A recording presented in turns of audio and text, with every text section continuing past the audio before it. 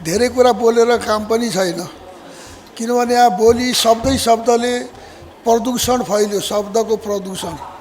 गठबन्धनमै भएका नेता साथीहरूले बडो नकारात्मक, केही पनि भएन, केही पनि छैन, सबै बर्बाद छ, उल्टो भयो भन्या जस्तो गरिराख्नु भयो। तर आज नेपालका बैंकहरूमा नेपाली पैसा छैन, नेपाली बजारमा नेपाली पैसा छैन, नेपाली पैसा कहाँ गयो? सरकारले जवाब दिनु पर्दैन? त्यो शोधान्तर घाटाको आज जो स्थिति छ, यसको प्रणेता, यसको जन्मदाता केपी ओली नेतृत्वको सरकार र युवराज खतिवडा हो। जनतालाई प्रत्यक्ष राहत हामीले घोषणापत्रमा जे भनेका थियौँ त्यहीतिर जाला भनेर त्यो पहल गर्ने हाम्रो अगाडि, अझ मेरो अगाडि भन्छु म चाहिँ, त्यो पहलकर्ताको अगाडि बसेर उहाँले म त एमसीसी भनेको अमेरिकाको इन्डो पेसिफिक रणनीतिको अभिन्न अङ्ग हो भनेर बुझेको मान्छे हो। यो नगरौँ न बाबा भने मैले, तर अनुमोदन नगरिकन कतिपय साथीहरूलाई हामी त समाप्तै हुन्छौँ कि भने जस्तो लाग्यो, आकाशै खसिहाल्छ कि भने जस्तो लाग्यो। आकाश खस्न लाग्यो भनेर उसले चाहिँ नि त्यो मुख चाहिँ लुकाएर बस्छ अरे बालुवाभित्र। त्यो पनि हाम्रा कैयौँ नेताहरूको हालत त्यस्तै देखेँ मैले, त्यस्तै देखेँ। माफ पाऊँ है, म कसैलाई पनि अप्ठ्यारो पर्यो भन्छ। यो एमसीसीमा 12 बुँदे हुन त झलनाथजी अब यसमा अलि बढी नै चाहिँ आफ्नो कुरा सिधै राख्नु भएको छ, म उहाँलाई सम्मान नै गर्छु। तर फेरि झलनाथजीलाई पनि म के सम्झाउन चाहन्छु भने एमसीसी बारे दस्तावेजीकरण गर्ने पहिलो दस्तावेज लेख्ने मैले लेखेको हो। एमसीसी बारे अध्ययन गर्नुहोस् भनेर झलनाथजीको नेतृत्वमा आयोग बनाउने प्रस्ताव पनि मैले नै राखेको हो। झलनाथजीलाई यो हेक्का होला। अनि एसपीपीको कुरा, एसपीपी ठिक हो, तपाईँले भन्नुभएकै हो, तपाईँलाई चाहिँ जिम्मा दिया हो। त्यो जिम्मा अध्यक्षको हैसियतले मैले दिएको थिएँ तपाईँलाई। काङ्ग्रेसले सबै उद्योग बेचेर खायो। अब त्यसकारण यो हामी साम्यवादी समाजवादीहरू ओली नेतृत्वको कम्युनिस्ट सरकारलाई, तर उहाँहरूले त समाजवादको नाउँमा के गर्नुभयो त? अनि काङ्ग्रेस बुर्जुवा पार्टी भनेर अनि उहाँ बढी समाजवादी कहाँबाट हुनुहुन्छ? सबभन्दा नराम्रा कम्युनिस्ट हुन्छन्। यो कुरा माउ सेतुङले एकचोटि बडो राम्रोसँग भन्नुभएको छ।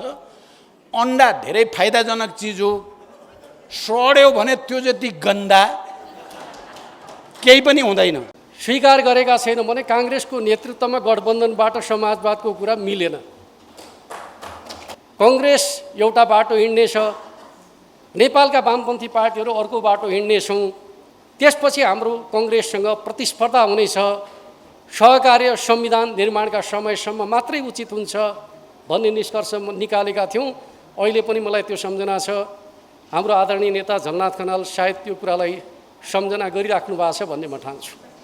चुनौती के हो त भन्दाखेरि यात्रा गठबन्धनको उद्देश्य समाजवादको मिलेकै छैन। शङ्करजी त्यो उसमा नपुग्दै भनिहाल्छु। म बनारसमा गएको थिएँ, त्यहाँ पुष्पलाल पनि त्यहीँ हुनुहुन्थ्यो, बिपी कोइराला पनि त्यहीँ हुनुहुन्थ्यो। राष्ट्र बैङ्कले 8 खरब रुपियाँ नोट जारी गरेका छ। 8 खरब रुपियाँ न बैङ्कमा छ न बजारमा छ, गयो कहाँ? अहिले त्यसो भएर शङ्करजीलाई म त्यो सुनाउन नै मन थियो, कति धेरै भ्रष्टाचार भयो तपाईँहरूको पालामा। अहिले जहिले पनि केपीजीले जसलाई पनि भन्नुहुँदो रहेछ, जसलाई भेटे पनि भन्ने त्यो 19 पृष्ठको दस्तावेजले खतम बनायो भन्नुहुन्छ उहाँ। किनकि घेराबन्दी गर्नु परेको छ, एमालेलाई हराउनु परेको छ, सँगै राखेर विचार सुन्दाखेरि कतै आन्दोलन कमजोर हुने हो कि भन्ने चिन्ता पनि हुनसक्छ। जति धेरै बोल्नुहुन्छ नेताहरू त्यति धेरै बाटो अझ धुमिल हुँदै जान्छ। अब म समाजवादी होइन, म बुर्जुवा हो, म पुँजीपति हो। अब शङ्करजीले अहिले भर्खरै भन्नुभयो काङ्ग्रेसको नेतृत्वमा कहाँबाट समाजवाद, कहाँबाट यो समाजवादको कुरा भनेर भन्नुभयो। के समाजवादको कुरा गर्दा के रामकुमारी झाँक्रीलाई धरधरी रुवाएर समाजवाद आउँछ? आउँछ यो देशमा? कसरी आउँछ? मैले भनिरहेको छु, यो समाजवादतिर हामी गइराखेका छौँ कि हामी के आचरण र व्यवहार गरिराखेका छौँ? नेकपा एकता केन्द्र के पो भयो अहिले? माओवादी केन्द्र, माओवादी केन्द्रका अध्यक्ष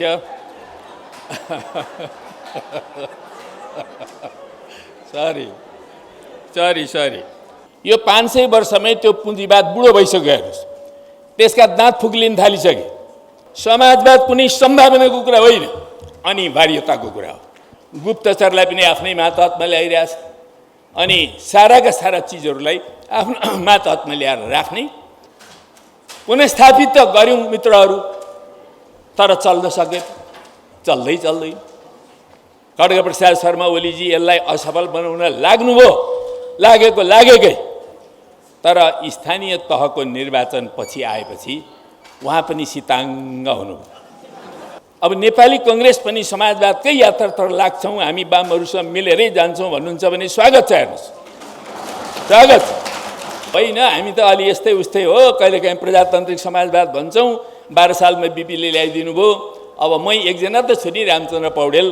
अहिले हेर्नुहोस् त, अहिले तत्कालै अब यो हामीले अलिकति राष्ट्रियताको कुरालाई हेऱ्यौँ भने राष्ट्रियता त झन्झन खतरामा पो पर्न थालेको देख्छु मैले त। पहिलो प्रश्न के आयो भने राजदूत नियुक्ति। फटाफट प्रधानमन्त्रीले 3टा पश्चिमा देशहरूको चाहिँ गरिहाल्नु। चीनको त छैन। युक्रेन घटना घट्ने बित्तिकै बुरुक्कै उफ्रेर हाम्रो विदेश मन्त्रीले चाहिँ नि त्यसको विरोधमा वक्तव्य दिइहाल्नु। हामी त गठबन्धनका त पिछुवा मात्रै भयौँ, पिछुवा। त्यसो गर्नुपर्ने रहेछ भने हामीले बुझ्नुपर्ने भयो। पछि संयुक्त सरकार भएपछि त सल्लाह गर्नुपर्छ बाबा, एकलौटी ढङ्गले गर्ने हो। यो रुसलाई चाहिँ नि अब यो UN अन्तर्गतको यो ह्युमन राइट काउन्सिलबाट निष्कासित गरिदिउँ भनेर प्रस्ताव ल्यायो। त्यो प्रस्ताव ल्याएपछि बल्ल हाम्रो विदेश मन्त्रालय रन्थन्यो। हेर्नुहोस्, होइन त्यस्तो कहाँ छ, कहाँ लेखिएको छ यस्तो? भाषण गरे कतिपयले मलाई 4 पल्ट मुडेर निकाल्नु, अमेरिकन सेना यहाँ आयो भने भनेका थिए। आज ती 4 पल्ट मुडियोस् भन्नेहरू कहाँ छ?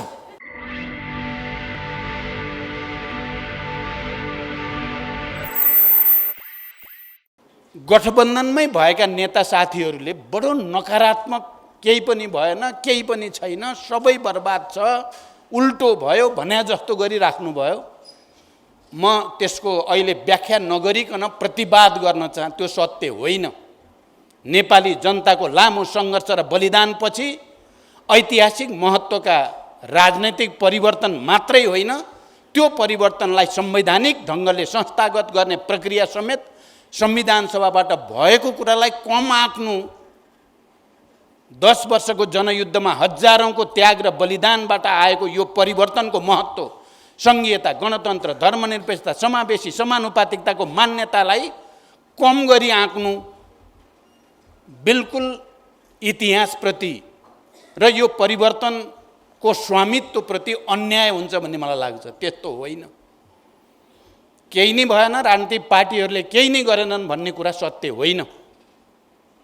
चाहे पञ्चायत विरोधी आन्दोलनको पछिल्लो चरणमा 46 सालको ऐतिहासिक जनआन्दोलनको सन्दर्भमा भएको संयुक्त जनआन्दोलन, वामपन्थी र लोकतन्त्रवादी प्रजातन्त्रवादी मिलेर गरिएको आन्दोलनको कुरा गरौँ, चाहे शान्ति सम्झौताको वरिपरि गरिएका संयुक्त आन्दोलनहरूको कुरा गरौँ, र यी सबै परिवर्तन संविधान सभा र अनि संविधान सभा पछिका निर्वाचनहरू जुन सन्दर्भ र प्रक्रियाबाट गरियो, त्यसको ऐतिहासिकता र महत्त्वलाई कम हुने गरी व्याख्या गर्न थालियो। ती खासै केही होइनन्। हामी पहिला जहाँ थियौँ अहिले पनि त्यहीँ छौँ। जनताले पहिला जे पाएका थिएनन् अहिले पनि केही पाएका छैनन् भने जस्तो गरी व्याख्या गर्नु, त्यो जनताले गरेको त्याग, तपस्या, बलिदान, जसको जगबाट यो परिवर्तन आएको छ, त्यो जनताकै अपमान हुन्छ। ती सबै महान शहीदहरू, बेपत्ता योद्धाहरू, घाइतेहरू जनयुद्ध र जनआन्दोलनका, तिनीहरूको त्याग र तपस्याको अपमान हुन्छ। त्यसरी हामीले कुरा गर्नु हुँदैन भन्ने मलाई लाग्छ। तर यसको साथसाथै फेरि हामी सबै सन्तुष्ट छौँ त भन्दा हामी फेरि यो नै पर्याप्त छ भन्ने हामीलाई लागेको छैन। पहिलो कुरो त संविधानमा व्यवस्था भएअनुसार अझै हामीले ऐन बनाउन सकेका छैनौँ।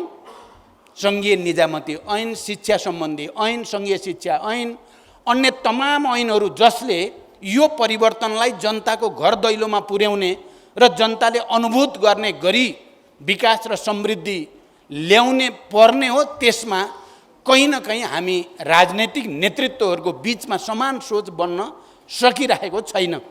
एक थरीलाई यो सङ्घीय लोकतान्त्रिक गणतन्त्र, यो समावेशी समानुपातिकता मन परेको छैन। त्यसकारण कहीँ न कहीँ त्यो प्रवृत्ति र तत्त्वहरू यो संविधानलाई नै खारेज गर्न पाए, यो सङ्घीयता नै खारेज गर्न पाए भनेर जसलाई त्यो इच्छा लागेको छ, उनीहरूलाई यस खालका ऐनहरू निर्माण गर्ने, नियमावलीहरू बनाउने र जनतालाई प्रत्यक्ष रूपले राहत दिने, जनतालाई यो परिवर्तनको प्रतिफल दिनेतिर रुचि छैन। त्यसैको परिणाम हो गतकाल हामीले जे भोग्यौँ। यहाँ अहिले बोल्दै जाँदा अब अन्तिममा त हामी सायद झलनाथजी र म मात्रै बाँकी रहौँ क्या हो? रामचन्द्रजी जानुभयो। अब सबै वक्ताहरू चाहिँ वास्तवमा यस्तो गोष्ठीमा चाहिँ अन्तिम समयसम्म सबै वक्ता बस्नुपर्ने हो। बोल्दै हिँड्दै बोल्दाखेरि आफूलाई लागेको कुरा मजाले बोल्ने, अर्कोले उत्तर दिन धैर्यतापूर्वक पर्खिन पनि नसक्ने, यो चाहिँ बिल्कुल जायज होइन। आउने दिनमा सबै नेताहरूले, सबै पार्टीहरूले यो कुरालाई ख्याल गर्न जरुरी छ। महत्त्वपूर्ण विषयमा महत्त्वपूर्ण बहस विवाद हुँदा त्यो बारेमा चाहिँ छलफल गर्न जरुरी छ। मैले हुन त शङ्करजीलाई बस्नुहोस् न भन्दाखेरि होइन म सुनिहाल्छु तपाईँको भनाइ भन्दै जानुभयो। नेकपा एमालेको महासचिव, मलाई भन्न के मन थियो उहाँलाई भने, शङ्करजी कमसेकम हामीहरू यहाँ अगाडि हुँदाखेरि यसरी नबोल्नुहोस् न, यसरी कसरी बोल्न सक्नुभयो भन्न मन लाग्थ्यो। उहाँले जो शोधान्तर घाटाको कुरा गर्नुभयो, त्यो शोधान्तर घाटाको आज जो स्थिति छ, यसको प्रणेता, यसको जन्मदाता केपी ओली नेतृत्वको सरकार र युवराज खतिवडा हो। समाजवादको कुरा गर्ने होइन, समाजवादतिर जाने कुरा गर्ने हामीले गरेको होइन। वामपन्थीहरूको एकता, कम्युनिस्टहरूको एकताबाट स्थायित्व र समाजवादतिर जाला, भ्रष्टाचार नियन्त्रण होला, जनतालाई प्रत्यक्ष राहत हामीले घोषणापत्रमा जे भनेका थियौँ त्यहीतिर जाला भनेर त्यो पहल गर्ने हाम्रो अगाडि, अझ मेरो अगाडि भन्छु म चाहिँ, त्यो पहलकर्ताको अगाडि बसेर उहाँले चाहिँ समाजवादको कुरा बुर्जुवासँग मिलेर हुन्छ भन्न मिल्छ? अस्ति भर्खरै यो एमसिसीमा 12 बुँदे हुन त झलनाथजी अब यसमा अलि बढी नै चाहिँ आफ्नो कुरा सिधै राख्नु भएको छ। म उहाँलाई सम्मान नै गर्छु, तर फेरि झलनाथजीलाई पनि म के सम्झाउन चाहन्छु भने एमसिसी बारे दस्तावेजीकरण गर्ने पहिलो दस्तावेज लेख्ने मैले लेखेको हो। एमसिसी बारे अध्ययन गर्नुहोस् भनेर झलनाथजीको नेतृत्वमा आयोग बनाउने प्रस्ताव पनि मैले नै राखेको हो। झलनाथजीलाई यो हेक्का होला, यो हेक्का रहोस्, यो हेक्का रहन जरुरी छ। अनि एसपिपीको कुरा, एसपिपी ठिक हो, तपाईँले भन्नुभएकै हो, तपाईँलाई चाहिँ जिम्मा दिया हो। त्यो जिम्मा अध्यक्षको हैसियतले मैले दिएको थिएँ तपाईँलाई। एउटा परिस्थितिमा 12 बुँदे घोषणा बनाएर डुब्तेका तिन्केका सहारा गरेकै हो, त्यहाँ कुनै लुकी छिपीको कुरा होइन। तर अर्को सत्य के हो, एसपिपीलाई खारेज गराउनेमा नेतृत्वको भूमिका पनि हामीले नै खेलेको हो। यो सत्यलाई पनि इन्कार गर्न सक्दैन, इन्कार गर्न हुँदैन पनि। मैले बिहान यो कहाँबाट आएको थियो एसपिपी भने ओली नेतृत्वको सरकारले नै एसपिपी गरेर सैन्य गठबन्धनतिर देशलाई लैजाने कामको सुरुवात गरेको हो र यसको जिम्मा उनले नै लिनुपर्छ। हामी चाहिँ मान्दैनौँ। एसपिपी खारेज गराइ छाडिन्छ भनेर मैले बोलेपछि चुनौती भएको थियो पार्लियामेन्टमा। एमालेको एकजना नेताले चुनौती दिन्छु भनेको 3-4 घन्टापछि त प्रमाणै आइदियो, त्यसपछि त्यो चुनौती पनि खतमै भयो। त्यसकारण यी सबै विषयहरू एउटा ऐतिहासिक सन्दर्भमा भए। कम्युनिस्टहरू राम्रा हुन्छन्, उनीहरू वैज्ञानिक हुन्छन्, बडो धैर्यतापूर्वक वैज्ञानिक ढङ्गले विश्लेषण गर्छन्, संश्लेषण गर्छन्। तर बिग्रेपछि कम्युनिस्ट जति नराम्रा कोही पनि हुन्नन्। सबभन्दा नराम्रा कम्युनिस्ट हुन्छन्। यो कुरा माओ त्से-तुङले एकचोटि बडो राम्रोसँग भन्नुभएको छ। अन्डा धेरै फाइदाजनक चिज हो, सड्यो भने त्यो जति गन्दा केही पनि हुँदैन। हामीले त कम्युनिस्ट सबैलाई मिलाउन खोजेकै हो, राम्रा हुन्छन् भनेर।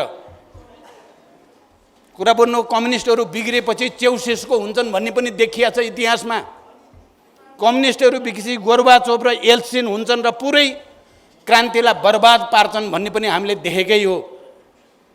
हामीलाई यस्तै येल्सिन र चेउसेसको त छैनन् होला भन्ठानेर वाम गठबन्धन र एकता गरेको त चेउसेसको भन्दा चर्को निषेधात्मक आफ्ना सहयात्री सहयोद्धालाई देखि नसक्ने, कुनै सहमति सम्झौता पालन केही गर्नु नपर्ने, बैठक छलफल बहस गर्नै नपर्ने, पुरै एकाधिकारवादी भएपछि र भ्रष्टाचारको पराकाष्ठा। अहिले त्यसो भएर शङ्करजीलाई म त्यो सुनाउन नै मन थियो, कति धेरै भ्रष्टाचार भयो तपाईँहरूको पालामा। अहिले जहिले पनि केपीजीले जसलाई पनि भन्नुहुँदो रहेछ, जसलाई भेटे पनि भन्ने, त्यो 19 पृष्ठको दस्तावेजले खतम बनायो भन्नुहुन्छ उहाँले। 19 पृष्ठको दस्तावेज कसले जन्मायो? कम्युनिस्ट पार्टीभित्र यस्तै प्रतिक्रियावादी, प्रतिक्रान्तिकारी, प्रतिगमनकारी, संविधान विरोधी, सङ्घीय लोकतान्त्रिक गणतन्त्र विरोधी गतिविधिको कारणले हामीले बाध्य भएर सच्चाइ जनताको अगाडि ल्याउन परेको होइन। त्यो फेरि मेरो दस्तावेज मात्रै पनि होइन, त्यो झलनाथजीको पनि हो, माधव नेपालको पनि हो, वामदेव गौतमको पनि हो। आजभोलि वामदेवजीले फेरि कहिलेकाहीँ छ्यास्स भन्नुहुन्छ, फेरि अझ त्यो भित्र लेखेको कयौँ कुराहरूको सुझाव बढी वामदेवजीकै थियो। त्यसकारण यी सबै कुराको कारणले हामीले इतिहास र सच्चाइलाई जस्ताको तस्तै आत्मसात गर्न जरुरी छ भन्ने मलाई लाग्छ। अब समाजवादको कुरोमा मैले धेरै व्याख्या गर्दिनँ, म झलनाथजीलाई नै समर्थन गर्छु। समाजवादबारे उहाँले वैज्ञानिक समाजवाद नै हो भनेर जे भन्नुभयो त्यसको बारेमा मैले दोहोऱ्याउन परेन। दासीको बारेमा, आदिम साम्यवादी युगको बारेमा, अनि पुँजीवादी सामन्तवादी युग, पुँजीवादी युग इत्यादि इत्यादि केही गर्नु परेन। म के मात्रै भन्न चाहन्छु भने मार्क्सवाद परिवर्तन गति र परिवर्तनको प्रवाहलाई वैज्ञानिक रूपले संश्लेषण गर्ने विज्ञान हो। समाज, प्रकृति, मानव चिन्तनका कुनै पनि शाखा स्थिर छैनन्, ती निरन्तर परिवर्तन र गतिमा छन्। त्यहाँदेखि त्यो परिवर्तन र गतिको प्रक्रियामा आएको यथार्थलाई आत्मसात गर्दै लेनिनले पछि के भन्नुभयो भने ठोस वस्तुको ठोस विश्लेषण गर्नु र त्यसअनुसार नीति निर्धारण गर्नु नै मार्क्सवादको आत्मा हो भनेर व्याख्या गर्नुभयो। मार्क्सवाद भनेको कुनै धर्मशास्त्र होइन, कुनै मठाधीशको चाहिँ जस्तो त्यो घन्टी बजाउने कुरा पनि होइन। यो परिवर्तनको प्रवाहलाई बुझ्ने र त्यसअनुसार नीति निर्धारण गर्दै अगाडि बढ्ने विज्ञान हो। एकचोटि यस्तै गोष्ठी हुँदा सायद मार्क्स एङ्गल्सकै पालामा कतिपय ठुला विद्वानहरूले, आज मैले त्यो पनि सम्झेँ, हाम्रो गठबन्धनकै केही साथीहरूको व्याख्या सुन्दाखेरि मलाई मार्क्स एङ्गल्सले त्यति बेला सायद 1864-65तिरको कुरा हो जस्तो लाग्छ मलाई, मिति चाहिँ एकिन याद भएन। यो मार्क्स ठुल्ठुला कुरा गर्छ, विज्ञानका कुरा गर्छ, समाजवादको कुरा गर्छ, मजदुरको जिन्दगी कस्तो छ हेर्न जानु छैन, मजदुरका झुपडीमा गएर उनका दुःख दर्द बुझ्नु छैन भनेर बेसरी मार्क्सको आलोचना गरेको थिए त्यहाँ। अर्को एउटा सधैँ झुपडीमा बस्ने, मजदुरसँगै खाने, मजदुरसँगै हिँड्नेलाई अलि आदर्शीकरण गरेर व्याख्या गर्दा मार्क्सले भन्नुभएको थियो, अज्ञानताले इतिहासमा जनताको कहिल्यै सेवा गरेको छैन, त्यहाँ ज्ञानको विरोध गर्ने तपाईँ जस्ता पाखण्डीहरूको कुरा सुन्ने मलाई फुर्सद छैन, मार्क्सले भन्नुभएको थियो। जनताको सेवा गर्ने, इतिहासलाई अगाडि बढाउने ज्ञानले गर्छ, विज्ञानले गर्छ, अज्ञानताले होइन। क्षुद्र व्यवहारवादका कुराले समाजलाई अगाडि लाँदैन। त्यसकारण मेरो भनाइ के छ त, झलनाथजी मैले तपाईँको समर्थन गरेको छु है, समाजवादबारे पुरै झलनाथको व्याख्या सही भनेको छु मैले। राख्दाखेरि अलिक अप्ठ्यारो लागेको छ। किन अप्ठ्यारो लागेको छ भन्दाखेरि समाजवादको बहस चलिरहेको छ, गठबन्धनको सङ्कल्प प्रस्तुत भइरहेको छ। मैले बुझेको छैन समाजवादको सङ्कल्प र गठबन्धनको सङ्कल्पका बिचमा कहाँनिर सङ्गति मिल्छ। यात्रा गठबन्धनको, लक्ष्य समाजवादको, नमिलेको चुनौती यही हो भन्ने लाग्छ। अब सम्भावना र चुनौतीको कुरा गरे हुनाले चुनौती के हो त भन्दाखेरि यात्रा गठबन्धनको, उद्देश्य समाजवादको मिलेकै छैन। तर हामी डाइसमा बस्नेहरूका लागि चाहिँ गठबन्धन एकमात्र चाहिँ उद्देश्य छ भनेपछि हामी अहिले समाजवादका लागि तयार भएको छैनौँ भन्ने कुराको सन्देश हो भन्ने मलाई लाग्छ। तर अब कार्यक्रम त फेरि समाजवादकै बहस छ, समाजवादकै बारेमा चर्चा गर्नु पर्यो। र मैले एउटा सन्दर्भ तपाईँहरूका बिचमा के उठाउन चाहन्छु त भन्दाखेरि यहाँ भएका राजनीतिक दलहरू जो वामपन्थी आन्दोलनसँग जोडिएका छौँ, आफ्ना दस्तावेजहरूमा नेपाली काङ्ग्रेसलाई समाजवादी पार्टीका रूपमा स्वीकार गरेका छौँ भने गठबन्धन र समाजवाद मिल्यो, स्वीकार गरेका छैनौँ भने काङ्ग्रेसको नेतृत्वमा गठबन्धनबाट समाजवादको कुरा मिलेन। त्यस अर्थमा गठबन्धन सत्ता प्राप्तिको उद्देश्यमा आधारित छ, समाजवादका लागि होइन भन्ने कुरामा कम्तीमा वामपन्थी आन्दोलनका नेताहरू सहमत हुनुभयो भने बल्ल विमर्शको अर्थ छ भन्ने मलाई लाग्छ। अन्यथा यो विमर्श कार्यकर्तालाई अल्मल्याउने मेलो मात्रै हो। यो राजनीतिक अभियान समाजवादका लागि होइन भन्ने कुरा स्पष्ट हुन्छ भन्ने मलाई लाग्छ। किनकि कि त हामीले आफ्नो दस्तावेजद्वारा नेपाली काङ्ग्रेसलाई पनि समाजवादी आन्दोलनको शक्तिका रूपमा, सहयोगका रूपमा स्वीकार गरिसक्यौँ भनेर पुष्टि गर्नु पर्यो। होइन नेपाली काङ्ग्रेस बुर्जुवा वर्गको प्रतिनिधि पार्टी हो भन्छौँ भने नेपाली काङ्ग्रेस समाजवादका लागि सँगै हिँड्ने शक्ति होइन भन्ने कुरामा राजनीतिक दलहरूको, वामपन्थी पार्टीहरूको निष्कर्ष हो भने गठबन्धन समाजवादका लागि बाधक हो भन्ने कुरामा सहमत भएपछि मात्रै समाजवादको यात्रा सुरु हुन्छ भन्ने मलाई लाग्छ।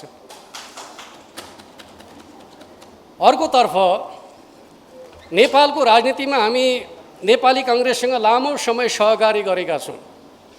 केका लागि त भन्दाखेरि प्रतिक्रियावादी सत्ताका विरुद्धको सङ्घर्षमा लोकतान्त्रिक शासन व्यवस्था स्थापनाका लागि हामीले सङ्घर्ष गर्दै आयौँ र त्यो ऐतिहासिक आवश्यकता थियो भन्ने हामी सबैको साझा निचोड हो। मलाई एउटा कुरा यहाँ बोलिरहँदाखेरि सम्झना हुन्छ, 9 राष्ट्रिय महाधिवेशनको दस्तावेज तयारी गरिरहँदा हाम्रो आदरणीय नेता झलनाथ खनाल दस्तावेज मस्यौदा कमिटीको संयोजक हुनुहुन्थ्यो। त्यहाँ बहस चल्यो। अहिलेको अवस्थामा प्रधान अन्तर्विरोध कसरी निर्क्युल गर्ने भन्ने बहस चलिरहँदाखेरि हामी एउटा निष्कर्षमा के पुग्यौँ त भन्दाखेरि अहिले हामी परिवर्तनलाई संस्थागत गर्ने प्रक्रियामा छौँ। संविधान निर्माण गर्दासम्म नेपाली काङ्ग्रेससँग सहकार्य, संविधान निर्माण गरिसकेपछि कस्तो समाज व्यवस्थाको निर्माण गर्ने भन्ने नीतिगत प्रश्न खडा हुन्छ। त्यसपछि हामी काङ्ग्रेस र वामपन्थीहरूका बिचमा नीतिगत डिपार्चरमा भिन्नता हुनेछ। काङ्ग्रेस एउटा बाटो हिँड्नेछ, नेपालका वामपन्थी पार्टीहरू अर्को बाटो हिँड्नेछौँ। त्यसपछि हाम्रो काङ्ग्रेससँग प्रतिस्पर्धा हुनेछ। सहकार्य संविधान निर्माणका समयसम्म मात्रै उचित हुन्छ भन्ने निष्कर्ष निकालेका थियौँ। अहिले पनि मलाई त्यो सम्झना छ। हाम्रो आदरणीय नेता झलनाथ खनाल सायद त्यो कुरालाई सम्झना गरिराख्नु भएको छ भन्ने म ठान्छु। अहिले पनि म के ठान्छु भन्दाखेरि यदि मुलुकमा लोकतन्त्रमाथि सङ्कट उत्पन्न भयो भने अस्थायी रूपमा सहकार्य काङ्ग्रेससँग हुन सक्छ भन्ने कुरामा मेरो विमति छैन। तर समाज व्यवस्थाका सन्दर्भको कुरा गर्दाखेरि नेपालमा एउटा सन्दर्भमा मैले धेरै पटक उठाउने गरेका छु, तर चाहिँ नेपालको राजनीतिमा ध्यान पुग्न नसकेका सन्दर्भका रूपमा म चर्चा गर्न चाहन्छु। आदरणीय नेता गिरिजाप्रसाद कोइरालाले आफ्नो जीवनको उत्तरार्धमा 62-63 को आन्दोलनका समयमा भनेको एउटा कुराको सम्झना छ, एउटा पुस्ताले 3वटा क्रान्तिको नेतृत्व गर्यो, गर्दैछ। बडा गर्वका साथ चर्चा गर्नुहुन्थ्यो र त्यसलाई मैले के अर्थमा बुझ्छु भन्दाखेरि हामी नेपालका राजनीतिक दलहरू सत्ता विरोधी सङ्घर्षका च्याम्पियन भयौँ। त्यस अर्थमा जति बेला प्रतिक्रियावादी रिजिम आउँछ हामी लडेर पराजित गरेका छौँ, तर हामी राष्ट्र निर्माणको च्याम्पियन हुन सकेनौँ। त्यही भएर पटक पटक प्रतिगमनको दुष्चक्रलाई बेहोरेका छौँ। क्रान्तिको उद्देश्य भनेको चाहिँ राजनीतिक परिवर्तन मात्रै होइन, क्रान्तिको उद्देश्य भनेको चाहिँ नयाँ समाज व्यवस्थाको निर्माण हो भन्ने कुरामा विश्वास गर्छौँ भने हाम्रो बाटो त्यो दिशातर्फ जाँदैन भने हामी क्रान्तिप्रति इमान्दार छैनौँ। हामी क्रान्तिलाई फगत एउटा विद्रोहका रूपमा मात्रै बुझ्छौँ। क्रान्ति निर्माण हो भन्ने कुरा जबसम्म बुझ्दैनौँ समाज परिवर्तन हुन सक्दैन। मार्क्सवादको ध्येय समाजको परिवर्तन हो र मैले 2वटा कुराहरू गर्न सक्यौँ भने मात्रै हामी समाजवादी हुन्छौँ र समाजवादतर्फको यात्रा अगाडि बढ्छ भन्ने मलाई लाग्छ। एउटा पक्ष राजनीतिक परिवर्तन त माध्यम मात्रै हो, राजनीतिक परिवर्तन आफैमा आर्थिक सामाजिक व्यवस्थाको सबलीकरणको आधार बन्न सक्दैन। बन्थ्यो भने त प्रतिगमन सम्भवै हुँदैन थियो। प्रतिगमन किन हुँदै गर्छ त भन्दाखेरि राजनीतिक परिवर्तनले आर्थिक सामाजिक व्यवस्थालाई तदनुरूप सुदृढ गर्न नसक्दा नै प्रतिगमनको आधार तयार हुन्छ। त्यस अर्थमा हामीले बुझ्ने कुरा के हो त भन्दाखेरि क्रान्तिलाई 2टा अर्थमा बुझ्नुपर्छ। पहिलो अर्थ हो उत्पादन सम्बन्धमा बदलाव, दोस्रो अर्थ हो वर्ग नेतृत्वमा परिवर्तन। जब क्रान्तिको पूर्णताको कुराकानी गर्छौँ भने एउटा वर्गबाट अर्को वर्गमा सत्ताको सङ्क्रमण भएको हुनुपर्छ। पुरानो उत्पादन सम्बन्धको ठाउँ नयाँ उत्पादन सम्बन्ध लिएको हुनुपर्छ। दुनियाँका क्रान्तिहरूले एउटा वर्गका ठाउँमा अर्को वर्गलाई स्थापित गरेका छन्। युरोपको बुर्जुवा क्रान्तिले सामन्त वर्गको ठाउँ पुँजीपति वर्गलाई राज्य सत्ताको नेतृत्वमा पुर्यायो। अक्टोबर समाजवादी क्रान्तिले पुँजीपति वर्गका ठाउँमा सर्वहारा श्रमजीवी वर्गलाई राज्य सत्ताको नेतृत्वमा पुर्यायो।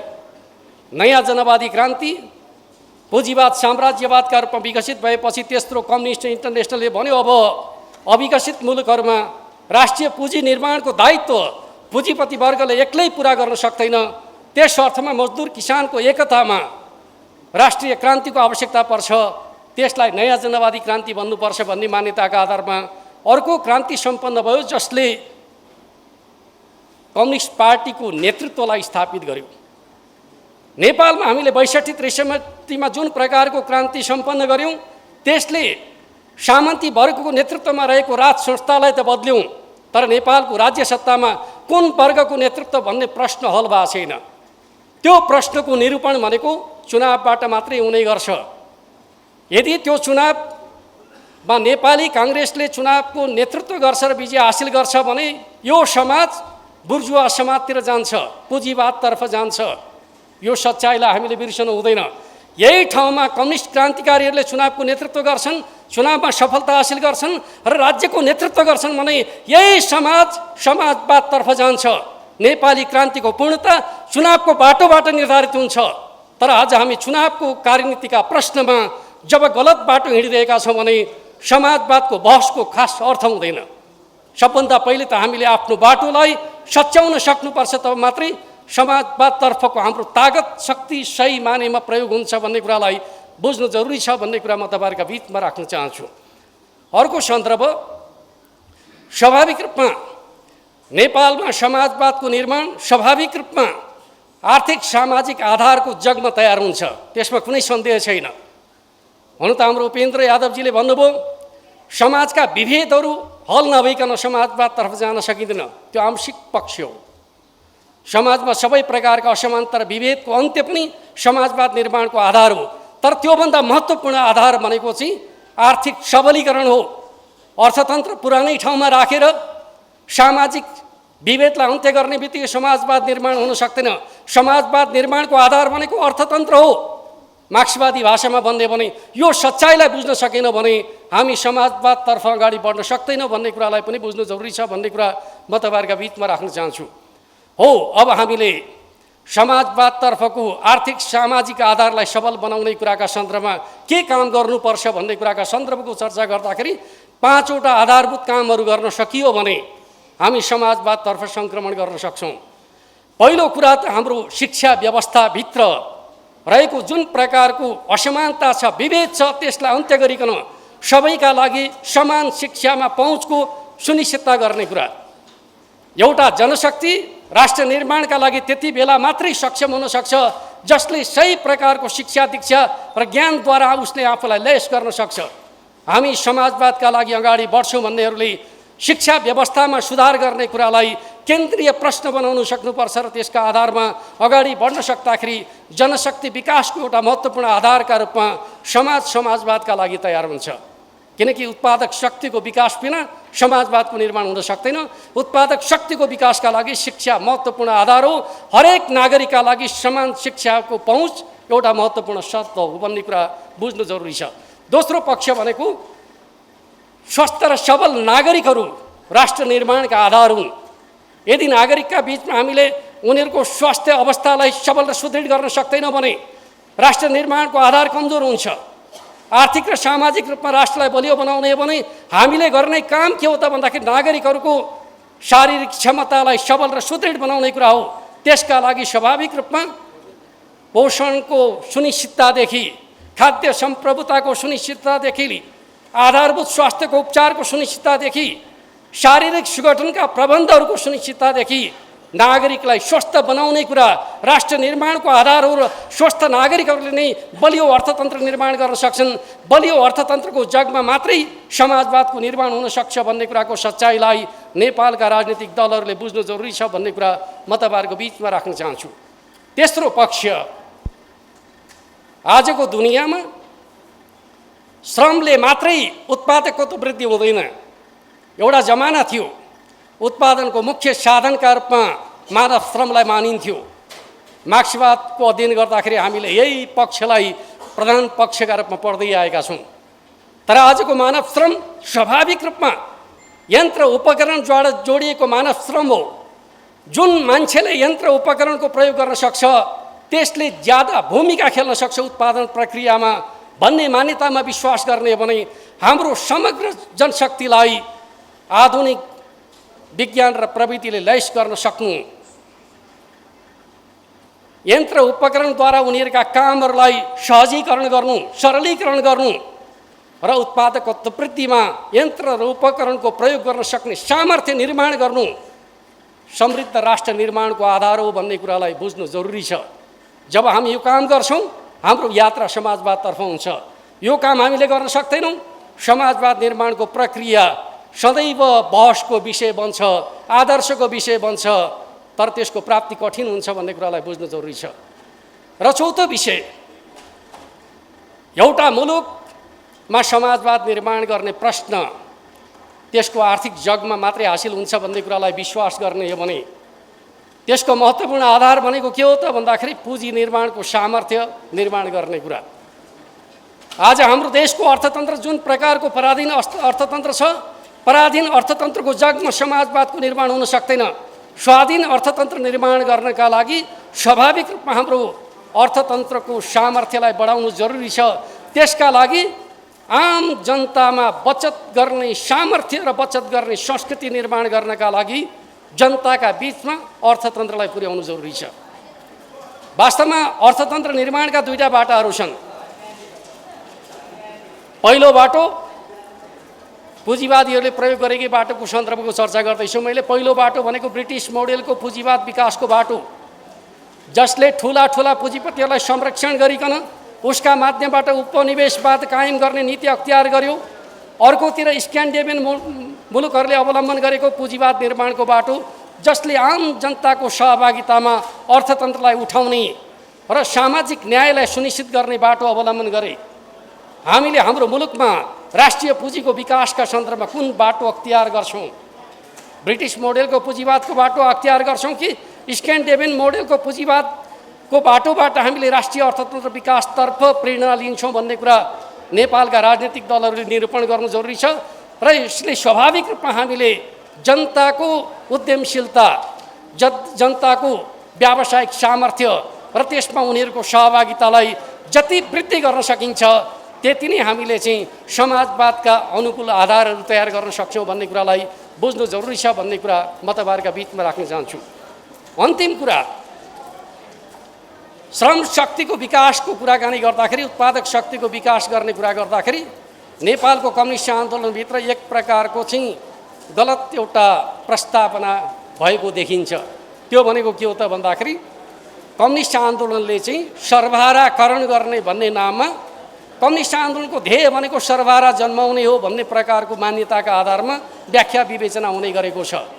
सर्वहारा वर्ग जन्माउने काम पुँजीवादको हो, साम्यवादको होइन।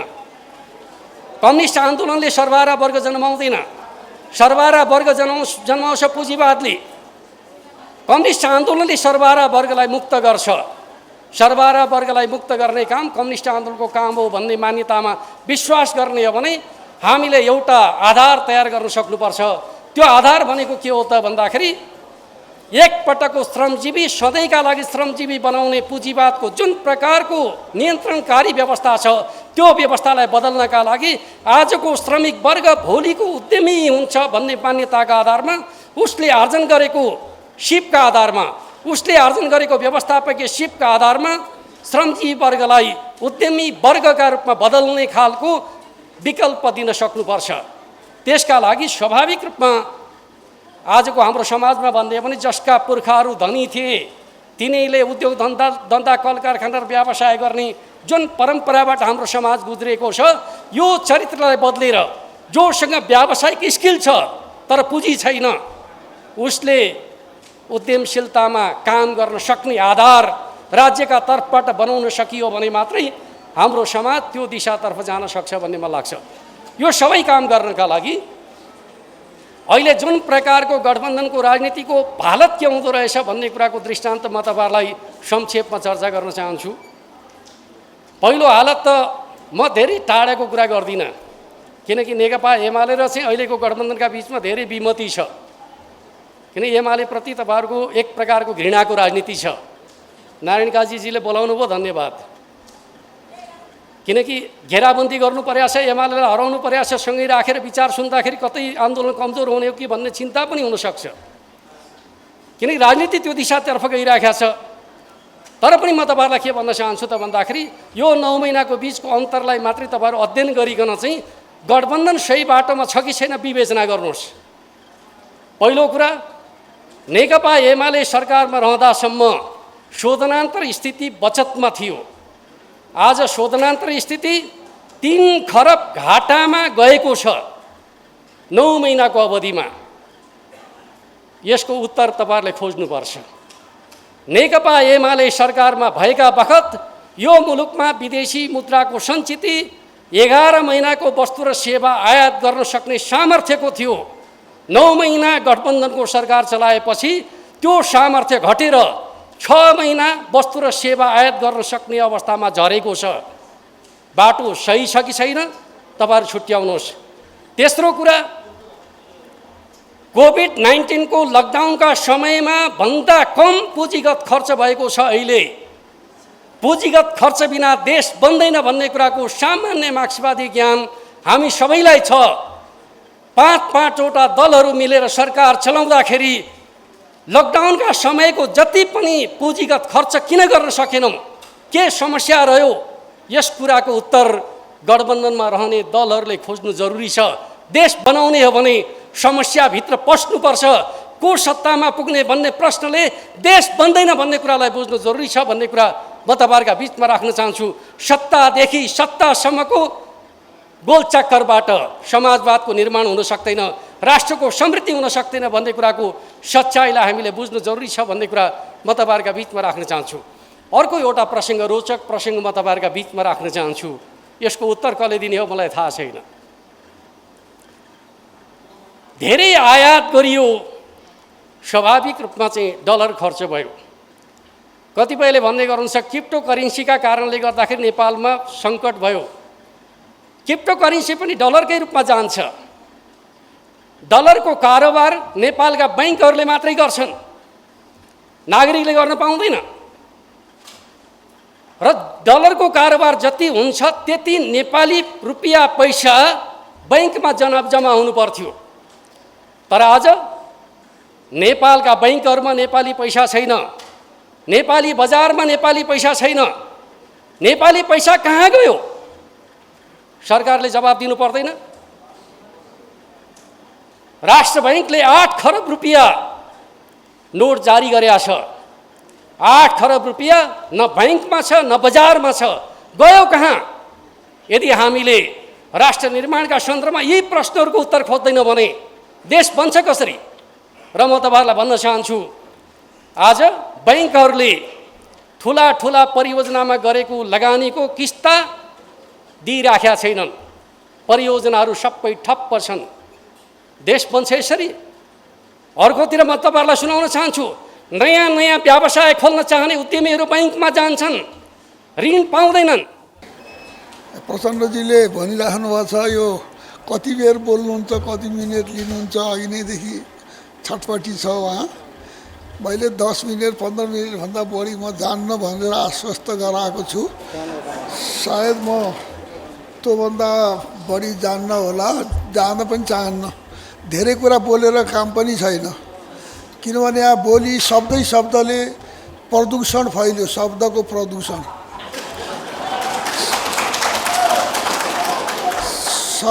शब्दले सारा नेपाली जनतालाई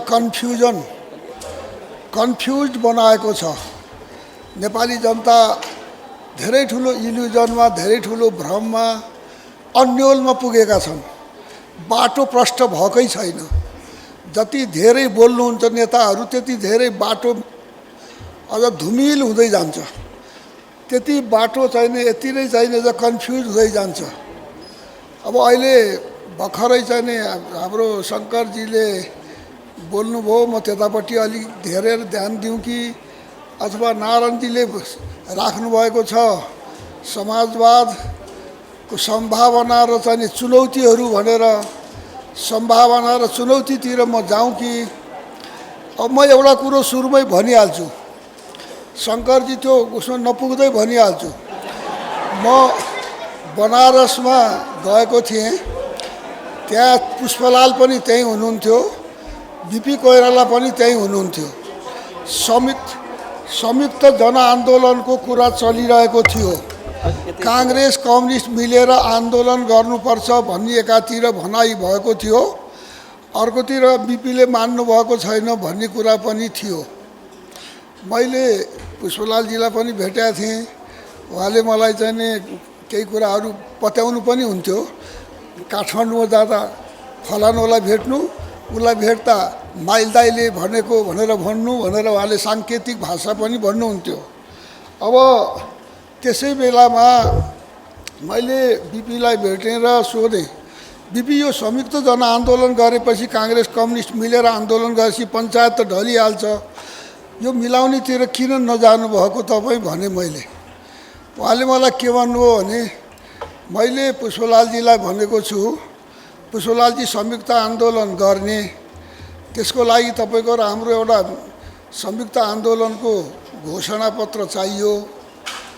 के कुरामा हामी आन्दोलन मिल्यौँ, के कुरामा? अब त्यसमा इकोनोमिक प्रोग्राम तपाईँ लेखेर ल्याउनुहोस्, म सही गरिदिन्छु। पोलिटिकल प्रोग्राम म लेखेर ल्याउँछु, तपाईँ सही गर्नुहोस्। यो चाहिँ नि तपाईँ गर्ने हो भनेदेखि ल संयुक्त आन्दोलन गरौँ भनेर मैले चाहिँ नि भनेको छु भनेर बिपीले भन्नुभएको थियो। अब म समाजवादी होइन, म बुर्जुवा हो, म पुँजीपति हो।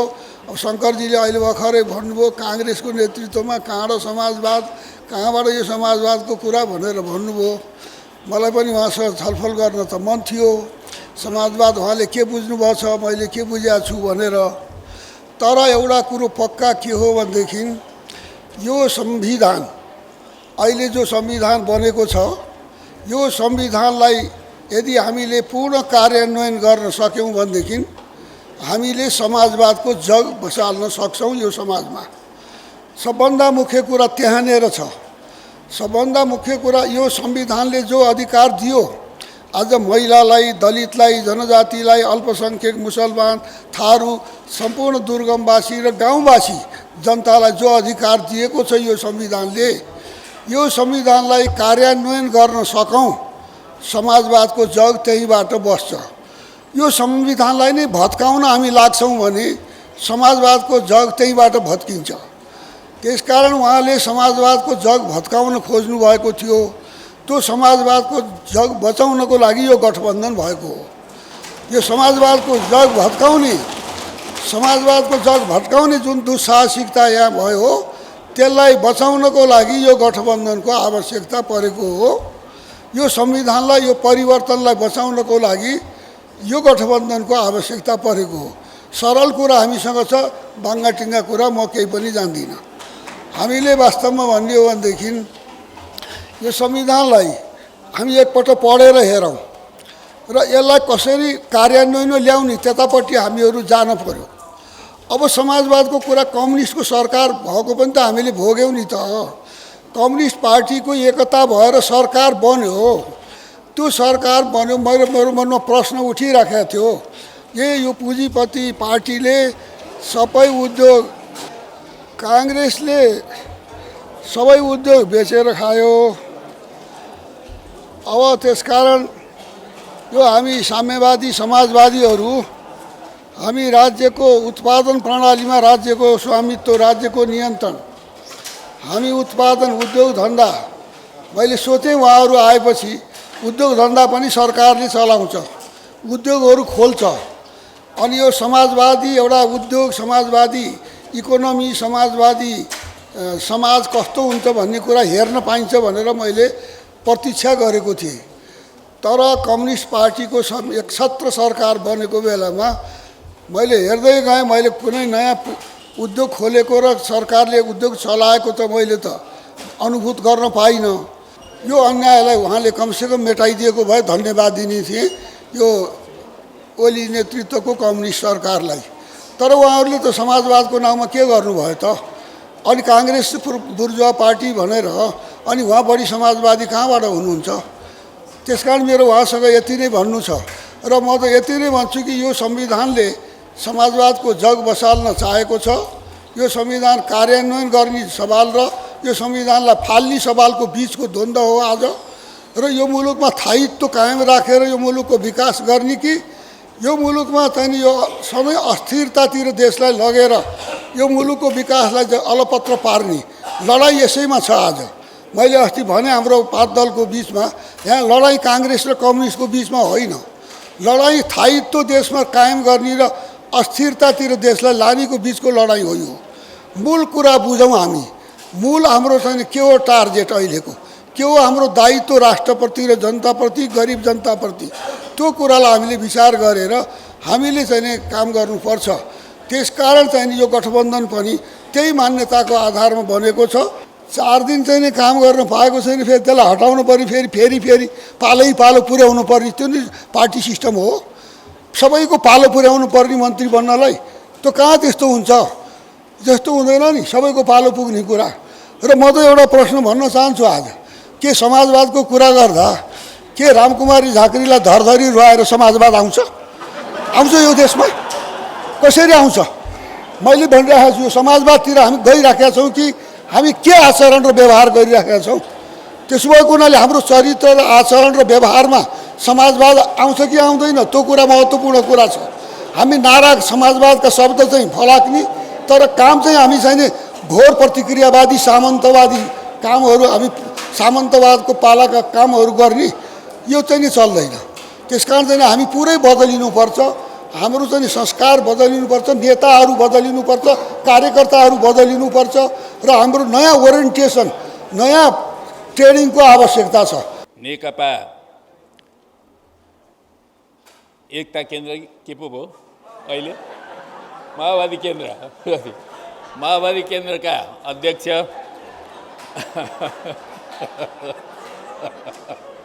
सरी त्यो पुँजीवादको उद्भव भएको अहिले 500 वर्ष मुस्किलैले 500 वर्ष प्लस भयो जम्मा जम्मी। यो 500 वर्षमै त्यो पुँजीवाद बुढो भइसक्यो हेर्नुहोस्, त्यसका दाँत फुक्लिन थालिसके। अब कसरी त्यो पुँजीवाद टिक्ने हो भनेर उसलाई मुस्किल परिरहेको छ। त्यो पुँजीवादलाई बचाउनुको लागि अहिले अमेरिका जस्तो एउटा महाशक्तिले विश्वका 80वटा देशमा 800वटा मिलिटरी क्याम्पहरू बनाएको छ। जापानमा हेर्नुहोस् कत्रो विशाल अमेरिकी क्याम्प छ, कोरियामा गएर हेर्नुहोस् कत्रो विशाल मिलिटरी क्याम्प छ, त्यो मध्यपूर्वमा गएर हेर्नुहोस् कत्रा क्याम्पहरू छन्। यी सारा क्याम्पहरूको एउटा मिलिटरी कम्प्लेक्सले गर्दा अहिले पुँजीवाद र पुँजीवादी लोकतन्त्र यो दुनियाँमा बचेको छ, नत्र बचाउनु सम्भव छैन। हेर्नुहोस् अत्यन्त ठुल्ठुला मिलिटरी कम्प्लेक्सहरूले अहिलेको दुनियाँमा जुन प्रकारको हामी लगानी बढेको देखिरहेको छौँ, अरबौँ खरबौँको लगानी त्यो मिलिटरी टेक्नोलोजीमा लागिरहेको छ। समाजवाद कुनै सम्भावनाको कुरा होइन, अनिवार्यताको कुरा हो। समाजवाद आउँछ, जसरी भोलि घाम झुल्किनु अनिवार्य छ, ठिक त्यसरी नै समाजवाद आउनु अनिवार्य छ। समाजवादलाई कुनै धरतीका ताकतले रोक्न सक्दैन। न एटम बमले रोक्छ, न नेपाम बमले रोक्छ, न मिसाइलहरूले रोक्छ, न सुपरसोनिक मिसाइलले रोक्छ, केहीले पनि रोक्न सक्दैन। नत्र भने त जहाँबाट आउने पनि सम्पत्तिवाल मात्रै आउँछ। हेर्नुहोस् सांसद भएर उही पार्टीले खर्च पर्छ पेलेर अलिकति तलका मान्छेहरूलाई पनि दियो कसैलाई भने कसैले जितेर आउला होइन, अनि समानुपातिकबाट मान्छेलाई माथि चढाएर ल्याइएला होइन भने त सामान्य मान्छे आउनु गाह्रो हुन्छ। अहिले हामी यो 1-2वटा चुनावमै त्यो कुरा देखिरहेका छौँ। पहिलो चुनावमा देख्यौँ, दोस्रो चुनाव बल्ल अहिले हुँदैछ। स्थानीय निकायको चुनावमा के भन्छन् मान्छे भन्दाखेरि एउटा वार्डको चुनावमै चाहिँ करोड खर्च भयो भन्छन्। अनि यस्तो खर्चिलो चुनावहरू बनाएर राखेर रक्षा गरेर समाजवादको बाटोमा जानु त धेरै कठिन हुन्छ नि। तर हामी चाहिँ युगको हिसाबले भन्ने हो भने समाजवादी क्रान्ति र रूपान्तरणको युगमा हामी प्रवेश गरिसक्यौँ। पुँजीवादी जनवादी क्रान्ति भइसकेपछि अब यो देशका आमूल परिवर्तनकारी शक्तिहरू एकताबद्ध भएर अगाडि बढ्नुपर्ने आवश्यकता छँदैछ। देशमा निरङ्कुश शासन व्यवस्था स्थापना गर्न थाल्ने अनि जम्मैका जम्मै सत्तालाई केन्द्रीकरण गर्ने, उता राजस्व पनि आफ्नै मातहतमा ल्याइरहेछ, गुप्तचरलाई पनि आफ्नै मातहतमा ल्याइरहेछ, अनि साराका सारा चिजहरूलाई आफ्नो मातहतमा ल्याएर राख्ने अनि पुनस्थापित त गऱ्यौँ मित्रहरू, तर चल्न सके चल्दैन। खड्गप्रसाद शर्मा ओलीजी यसलाई असफल बनाउन लाग्नुभयो, लागेकै। तर स्थानीय तहको निर्वाचन पछि आएपछि उहाँ पनि सिताङ्ग हुनुभयो। अनि सिताङ्ग भएपछि यो नहुने नै रहेछ, यो मैले भित्रभित्र त महसुस भयो र यो गल्ती नै भयो भन्ने। अनि त्यस पछाडि उहाँले चुपचाप बिना शर्त फेरि संसद चल्न थाल्यो। संसद सुचारू भयो कि भएन? भयो। त्यस कारण यो वाम लोकतान्त्रिक गठबन्धनको यो विजय हो, यो विजय चाहिँ हो। अब यो वाम लोकतान्त्रिक गठबन्धन कहिलेसम्म जान्छ त? यो प्रश्न भने बडा जटिल छ। यो जटिल छ। अब हामीले जे कुराहरू नभएर गरेका थियौँ नि त्यो त हामीले प्राप्त गऱ्यौँ। त्यसकारणले अब चाहिँ मलाई के लाग्छ भने प्रष्ट रूपले समाजवादको यात्रातर्फ अगाडि बढौँ। अब नेपाली कङ्ग्रेस पनि समाजवादकै यात्रातर्फ लाग्छौँ, हामी वामहरूसँग मिलेरै जान्छौँ भन्नुहुन्छ भने स्वागत छ। हेर्नुहोस् स्वागत। तर अब उहाँहरू चाहिँ होइन हामी त अलि यस्तै उस्तै हो, कहिलेकाहीँ प्रजातान्त्रिक समाजवाद भन्छौँ, 12 सालमा बिपीले ल्याइदिनु भयो। अब मै एकजना त छु नि रामचन्द्र पौडेल यो कुरा भन्ने, अरूले बिर्सिहाले भन्नुहुन्छ भने अब जो समाजवादको पक्षमा तयार छौँ उहाँहरूले अगाडि बढेर जानु पर्यो, त्यो कुरा हो।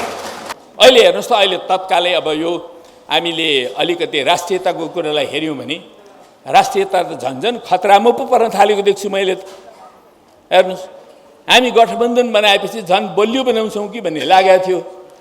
तर गठबन्धनको सरकार बनेदेखि म यसो हेर्दैछु, म एक दुईवटा कुरा भनौँ ल, तपाईँहरूको इजाजत लिएर भन्दैछु है, म लामो होला कि भने मलाई डर भइरहेछ।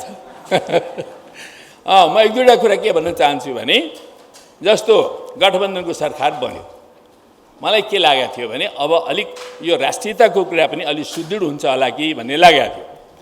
पहिलो प्रश्न के आयो भने राजदूत नियुक्ति। फटाफट प्रधानमन्त्रीले 3टा पश्चिमा देशहरूको चाहिँ गरिहाल्नु। चीनको त छैन, जापानको छैन।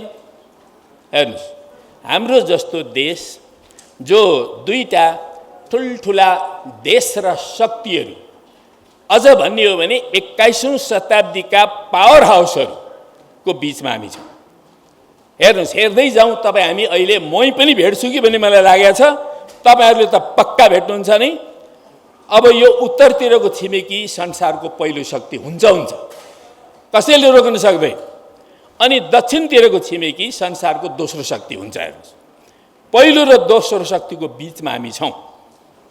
अनि अरू जो अहिले महाशक्ति भन्छन्, तिनीहरू त दोस्रोबाट पनि तलतिर झर्दैछन्, हरेक दिन झर्नेवाला छन्। त्यसो हुनाले यत्रो यी महत्त्वपूर्ण जुन छिमेकीहरूको बिचमा बसेको यो देश हो, यो देशमा यी 2टा देशहरूसँग सन्तुलन मिलाउन जानेनौँ, सकेनौँ भने हामी काम लाग्नेवाला छैन। काम लाग्दैनौँ, हामीले हाम्रो देशको हित गर्न सक्दैनौँ।